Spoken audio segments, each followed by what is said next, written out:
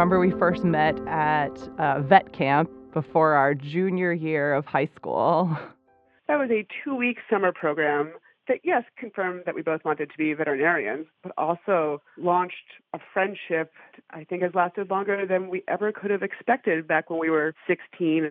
Then you went to Cornell undergrad, I went to Brown, and we still kept in touch very regularly. And then we planned what vet schools we'd be applying to and went through that entire process together. And then Cornell waitlisted us. And I remember we both sent in our deposits to these lovely Midwest schools where we would have gotten a great education, I'm sure of. And then we got in off the wait list on the very same day, April 15th. I will never forget that.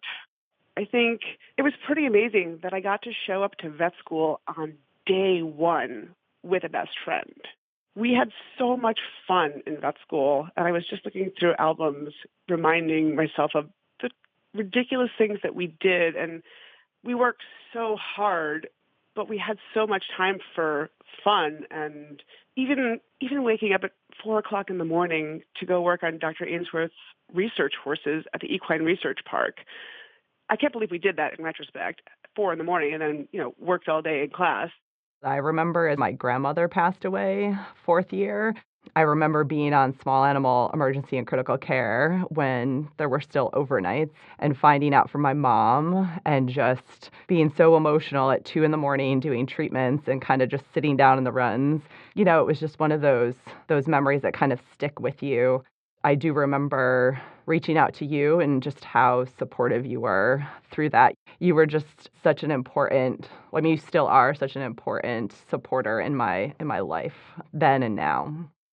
When you went off for your equine internship and I went off for my equine internship, our professional experiences were relatively parallel. And then probably about 5 or 6 years ago, things started to diverge, and owning my own business was never part of my initial game plan.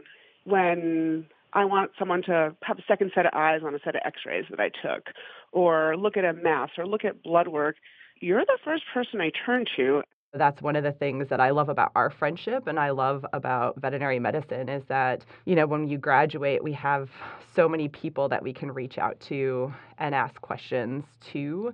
And you're my Obi-Wan Kenobi in terms of going to ask questions about what points you might use or how you kind of treat this. And that's been invaluable for me as well. Where do you think we're going to be in 10 and 20 years? I don't know. I think we'll certainly both still be veterinarians and we'll both still be very close friends, sharing different life experiences.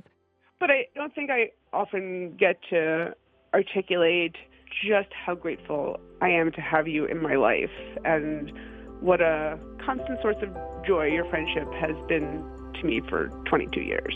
So for that, I love you. Oh, I love you too, man.